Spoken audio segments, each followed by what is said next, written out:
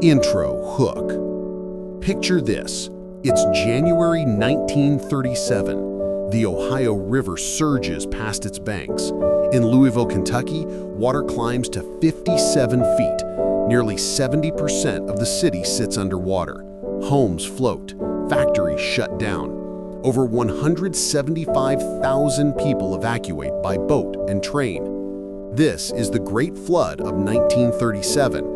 It stretched from Pittsburgh to Cairo, Illinois. 1 million left homeless.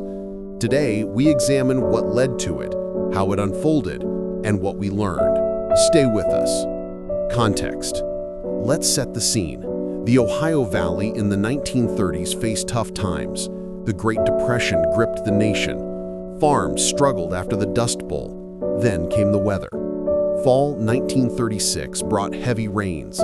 They soaked the soil. Winter followed with a cold snap. Snow piled up across the region. By early January 1937, temperatures rose. Warm rains melted that snow fast. Rivers swelled. The Ohio River runs 981 miles. It drains parts of 15 states. Tributaries like the Kentucky and Tennessee feed it. Normally, levees hold back the flow, but this time they wouldn't. From January 13 to 24, rain fell hard. 6 to 12 inches hit Ohio alone. Cincinnati recorded its wettest January ever. Saturated ground couldn't absorb more. Runoff rushed in the streams, then rivers. Flood stage for the Ohio is 52 feet at Cincinnati. It would soon top that by 28 feet. Warnings went out on January 10, but few expected the scale. The stage was set for overflow. Communities along the river prepared as best they could. Sandbags lined walls, pumps hummed, yet the volume proved too much. This wasn't one storm, it was weeks of buildup.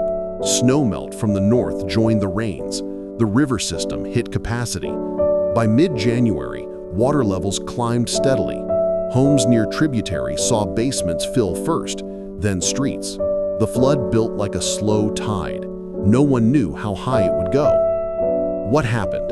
The flood hit in waves. On January 5th, waters began to rise across the basin. By January 18th, the Ohio overflowed its banks. Homes flooded first in low-lying areas, then entire neighborhoods. Let's trace the path. Start in the east. Pittsburgh, Pennsylvania saw the Allegheny and Monongahela rivers merge into the Ohio. Early rains pushed levels up, but the real surge came later. Moving west to Huntington, West Virginia, the river crested at 69.45 feet on January 25.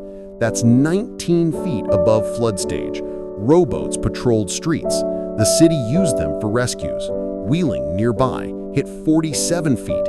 Its island fully submerged. Evacuations started house by house.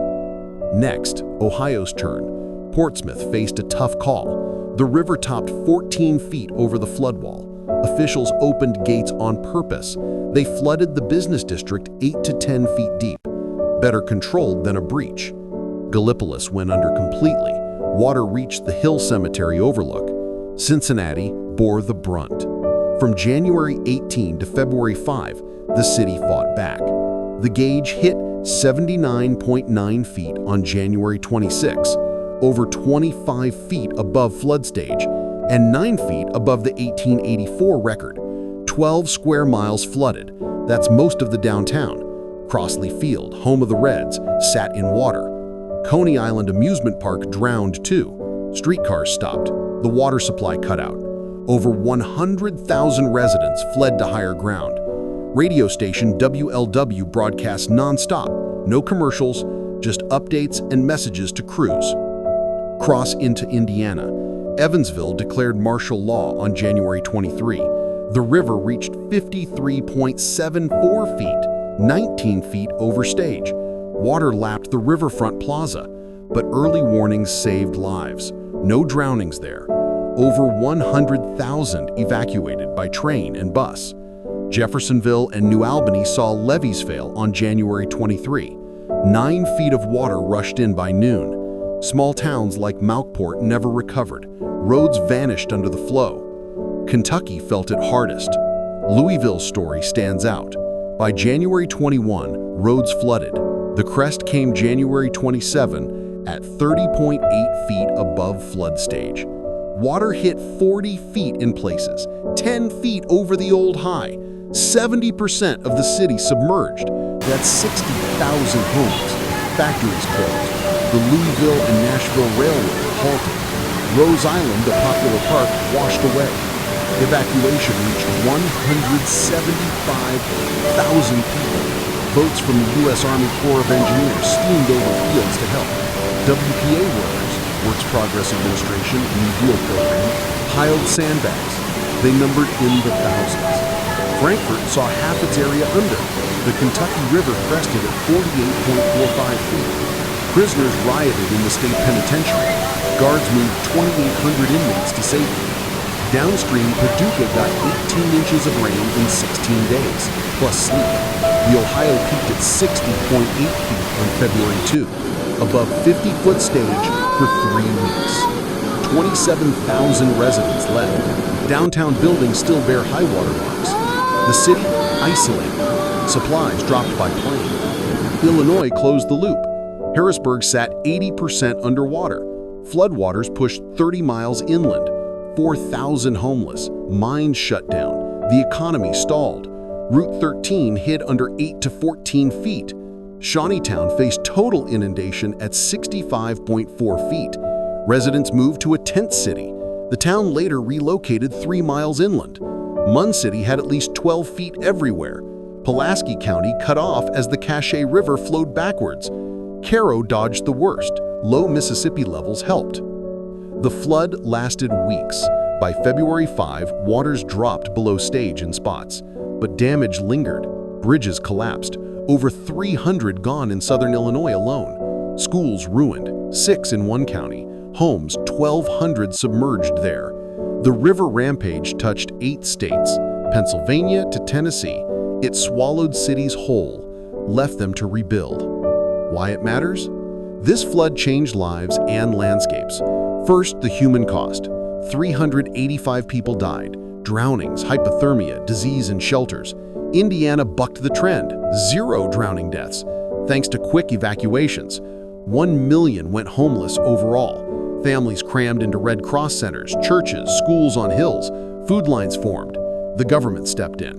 President Franklin Delano Roosevelt sent aid, millions in supplies. WPA crews handled rescues and recovery. The Red Cross alone gave $11 million in today's terms to Evansville. Property losses hit $500 million. That's $11.1 billion now. Factories idled, jobs vanished. In Louisville, damage topped $250 million statewide. The flood hit during hard times. It deepened the Depression's bite. Yet responses showed resilience. Radio united communities. Stations like WHAS in Louisville ran 24 hours, relaying pleas, coordinating boats. The Army Corps deployed fleets. They floated over farms. Martial law kept order in hotspots. National Guard ferried thousands daily in Harrisburg. The real shift came after. The disaster exposed flaws. Levees failed. Warnings needed work. Congress acted fast. The Flood Control Act of 1938 passed. It funded big projects. The U.S. Army Corps built over 70 reservoirs by the 1940s. They store floodwater, cut future risks. In Huntington, a floodwall